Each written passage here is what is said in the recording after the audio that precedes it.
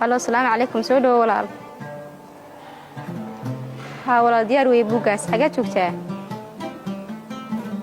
Walaal haa waan soo kaarsiin karnaa Qardho. Waan ku mahadsan tahay la soo xiriirtaankaaga. Buuggaasna waan haynaa. Haddii ay bariis wax baad helaysaa. Haa walaal meel walba waan geynaa.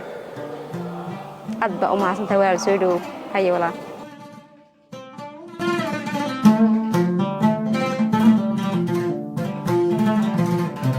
halkani waa afaafka hore jaamacadda Nugaal magaalada Laascaanood ee caasimadda maamulka SSC Khaatumo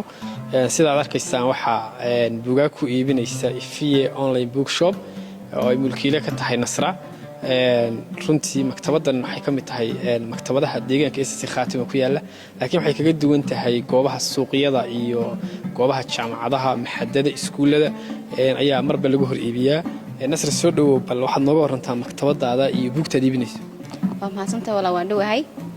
Ifiye online bookshop waa maktabad qaab online u shaqeysa sidoo kale waxay samaysan bandhigyo kala duwan loogu talagalay inay bulshada uga faa'iideyso goobaha bulshada isugu timaado sida suuqa oo kale goobaha waxbarashada goobaha dhalinyarada ku kulanto waxay yiraahdaan maqaaxiyo noocaas oo kale ah ayaan ku sameynaa bandhig buugaagtan iibinaana waa buugaag aan filano in wuxuu laga faa'iidi doono oo cilmi kala duwan ama aqoon kala duwan ku qoran Nasra saad sheegtay maktabadaadu waxay kaga duwan tahay maktabadaha kale waxay bandhigyo ku samaysaa meelaha goobaha dadweynaha marna waxa la arkaa suuqyada buugaag ku iibinaya marna waxa la arkaa secondaryada hortooda ku iibinaya halkan inuu joognaa maanta waa afaafka hore jaamacadda Nugaal bal barnaamijka inaad buugaagta goobaha dadku isugu yimaado ku soo bandhigtid Ifiye maxay uga dhigantaa runtii waan ku faraxsanahay in waxa yiraahdo dadkii arabnay inay wax akhriyaan ama dhalinyaradayadii ama dadkii ay meel walba joogaan aan ku soo gaarsiinayno buugaagta ay rabeen marka qaar waxa dhici jirtay in meel deegaan kale laga dalbado buuga uu qofku waqti badan sugo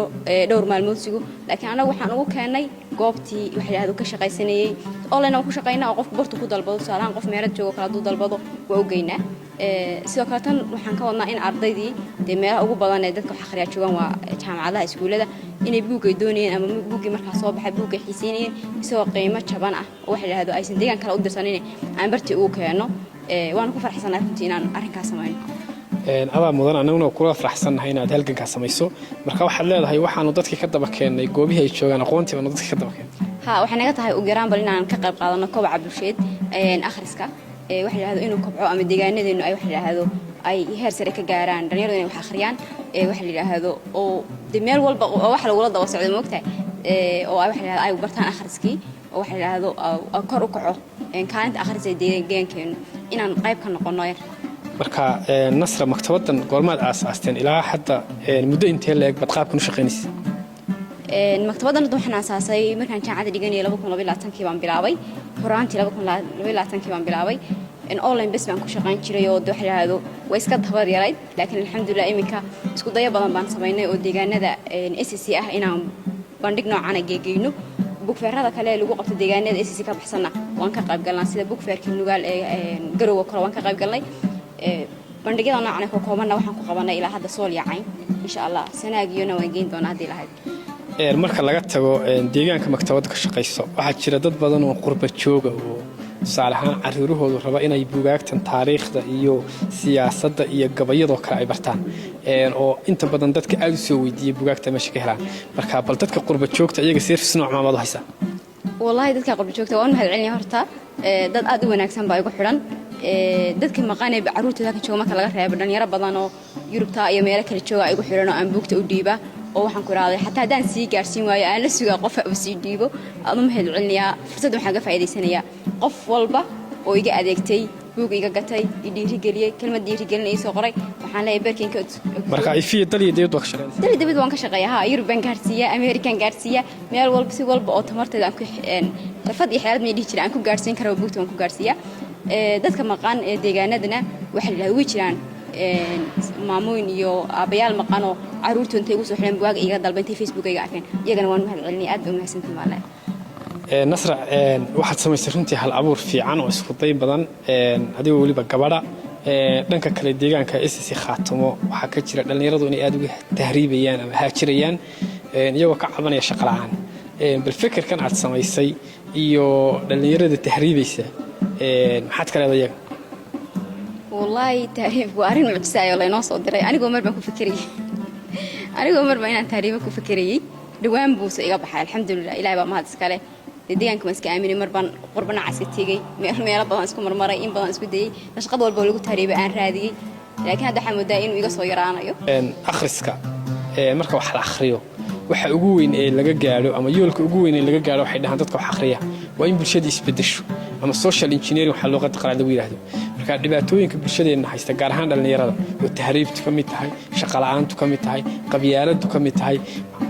akhrisku muxuu ka bedeli karaa buugaagsi arrimahaas dhalinyarada isbedelkooda ka sheekeynaya ma haysan akhrisku wax badan wax la yiraahdo dadka ka fikirkiisa bedela buugaagtan haynaana waa buugaag xul ah oo nagu talagalay wax la yiraahdo garaadka qofka kobcisan ay ka qayb qaataan nasr intii aan barnaamijkan ku jirnay waxaad ii sheegtay mar ka mid inaad isku dayday inaad tahriibto haddana waxaad dhex fadhidaa goobaha aqoonta ama mid ka mid a maktabadaha fikirkaagii maxaa bedelay ma inaad hal abuurka intoo shaqaysatay baa bedeshay mise inaad buugaag badan akhriday oo maskaxdaadii iyo aqoontaada wax badan ka bedeshay tahriibku waxa yiraahdo wuxuu ugu badnaa sanadii ugu dambeeyay aan ku fikiray bay ahayd intii ka horreysay markaan jaacada dhamayn aan ku fikiri jiray master si bilaa wax kala sii sameeyo laakiin taas markii soo geli weeday waxa ugu badan aan ku fikiro waxay ahayd tahriib waxaan filayaa qorshe lagu tahriibo aan fahansanayn ama aan garanayn inuusan jirin way wax ugu badan ama information ugu badan raadiyo wuxuu ahaa tahriib alxamdulillah laakiin iminka kuma fikirayo waxa bedelay horta marka hore aad rabtina wax samayso waa inaad u samaysaa waxa maxaa ka dambeeya maxaa ka dhalan doona iminka adduunkii oo dhan baa isxiray tahriibku wuu adkaaday waxa la yidhahdee naftaada inaa kugu maraysa maahaane waxa tahriib hada fudud ma jiro inta dhallinyaradeenii waxa la dhigay wata ay ku dhimanayso marka maadaamaan u dhumdalooloon raadiyo waxa la yidhaahdo waxaan ogaaday in waxa la yidhaahdo maxsuulka ama wax ka soo baxayaan hadhow adag yihiin oo waxaa la yidhaahdo hadda waxa ugu badan loo tahriiba waa yurub waxaan yurub ku qabanaya inaan halkan ku qaban karo taasoo baan iska dhaadhiciyey maktabadda la barakaystay waa kaasa nasra guntiga gabagabadii sidaan arkayno waxaad samaysay barnaamij qurux badan hal abuur ah inaad shaqaysato si weliba xor ah weliba si routine oo waxa weeye goobo kala duwan aad ka shaqaysato maanta aad maktabad leedahay bal dadka dhalinyarada ah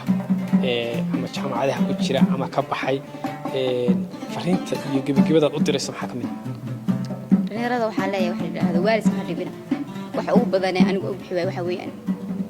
anoo ka naxaya wax soo gaaray hooyo runtii waxa la yidhaahdo naftaada un haddaa ka fikirto waa dhibaato waxa u ordana horta waxa u xiiqanaadaan dheeranahay waxa weeye inaan mas-uuliyad saarno aan waalidkeen wax tarno adoo raba inaan waalidka wax tarto waalidka waxba gaarsiin inta hooyo barooranaysa inta hooyo ooyeysa runtii caloosha ka xanuunaysa marka intaan taad ka fikirinta waalid ka fikir oo wax badan oo aad quursanaysa ama wax badan oo aad qaadateen hooyadaa darteed u qaado waxaan ku raaday waddankaa ku qanaco shaqooyinka yaryar hoos hoosaan ka faano xataa bilow waana abba mahadsantahay